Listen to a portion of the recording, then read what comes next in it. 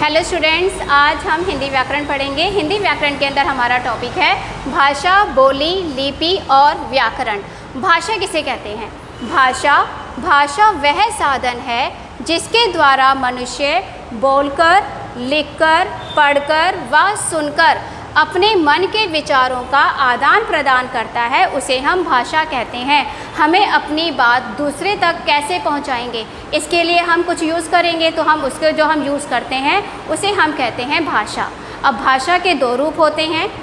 कौन सा? पहला है हमारा मौखिक भाषा और दूसरा है लिखित भाषा। जब हम किसी भी बात को अपनी बोलकर हम प्रकट करते हैं, दूसरे तक पहुंचाते हैं, उसे हम कहते हैं मौखिक भाषा।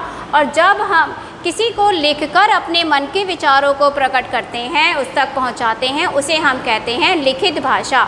अब मौखिक भाषा के अंतर्गत आपकी क्या क्या चीज़ें आती हैं?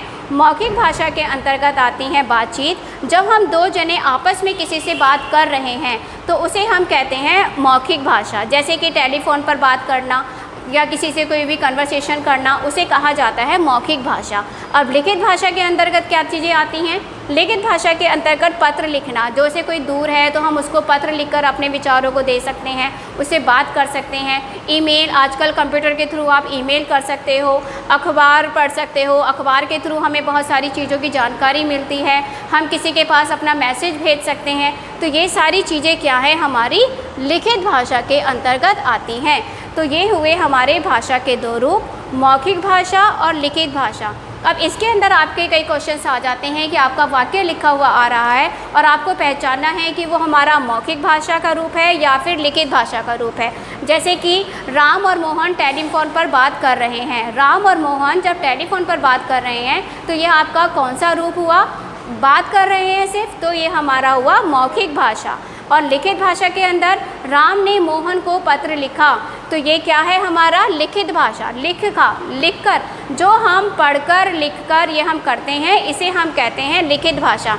लेकिन कई बच्चे कई क्वेश्चंस के अंदर मिस्टेक कर देते हैं। जैसे कि दादाजी अखबार पढ़ रहे हैं। जब हम किसी लिखी हुई चीज़ को जब हम बोलते हैं तो उसे हम कहते हैं लिखित भाषा। लेकिन आप लोगों को क्या लगता है कि दादाजी अखबार पढ़ रहे हैं तो ये क्या है? हमारा मौखिक भाषा है। लेकिन नहीं, जब हम लिखी हुई चीज़ को पढ़ते हैं तो वो हमारा लिखित भाषा के अंतर्गत आता है। अब ये था आपका भाषा के दो रूप। नेक्स्ट आता है आपका मानक भाषा। मानक भाषा किसे कहते हैं? जिसे मान्यता प्रदान करी गई हो, उसे कहा जाता है मानक भाषा। 14 सितंबर 1949 को हिंदी को भारत की राजभाषा के रूप में स्वीकार किया गया था। अभी हमारा 14 सितंबर गया है, हम सब ने हिंदी दिवस मनाया था उस दिन। तो हमारी जो हिंदी को राजभाषा के रूप में कब स्वीकार करा गया था? 14 सितंबर को। तो इसलिए हिंदी को प्राथमिकता देने के लिए अब हर साल जो है 14 सितंबर को हिंदी दिवस मनाया जाता है। अब आपके मानक रूप और अमानक रूप क्या होते हैं? मानक रूप जिनको मान्यता प्रदान करी गई है उन्हें कहा जाता है मानक रूप। और जो पहले यूज़ करे जाते थे वर्ड, जैसे कि पहले विद्यालय ऐसे लिखा जाता था, लेकिन अब ऐसे लिखा जाता है, तो ये है हमारा मानक रूप। पहले हम चाहिए ऐसे भी लिख देते थे, लेकिन वो हमारा गलत है। अब हमारा चाहिए शब्द के अंदर हमारा ए आता है, इसे हम कहते हैं मानक रूप।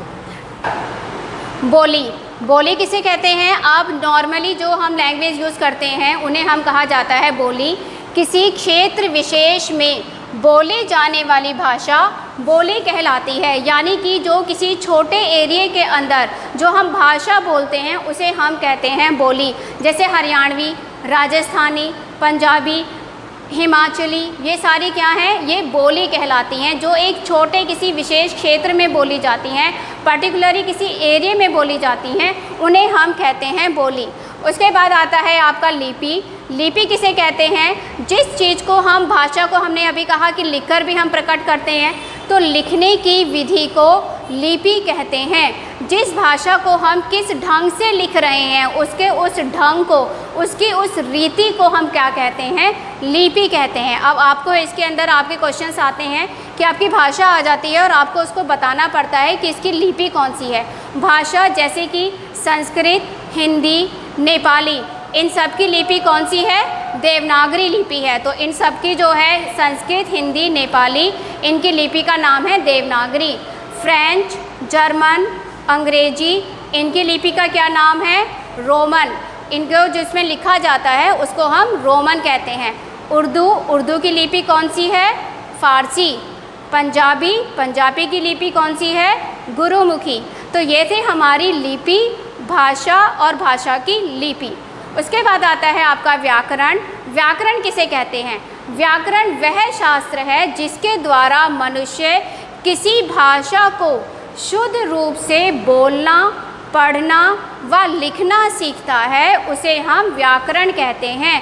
अगर हम नॉर्मली जैसे बात करते हैं लेकिन हम उसको सही रूप से नहीं बोलते कि हमने किस ढंग से उसको बोलना है, तो ये हमारी नॉर्मली बोलचाल की भाषा हो जाती है।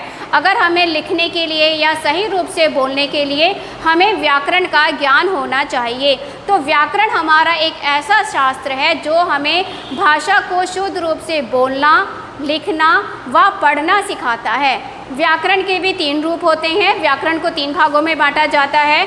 व्याकरण, वर्ण विचार, शब्द विचार और वाक्य विचार। और वर्ण विचार के अंदर क्या चीज़ें आती हैं? वर्ण विचार के अंदर आपको सबको पता है कि हमारे स्वर और व्यंजन आते हैं। स्वर के अंदर आपके क्या चीज़ें आती हैं? आपकी छोटा आ, बड़ा आ, ये सारे हमारे क्या होते हैं? स्वर होते हैं। और व्यंजन के अंदर हमारे क्या आता है? व्यंजन के अंदर हमारे अ, ख, ग, इन्हें हम कहते हैं स्वर और व्यंजन, जो हमारे वर्ण विचार के अंदर आते हैं। अब वर्णों को मिलाकर जो शब्द बनता है उसे कहा जाता है शब्द विचार। जैसे कुछ भी हमने शब्द बनाया, फ, ला, फल, तो ये हमारा किस में आया?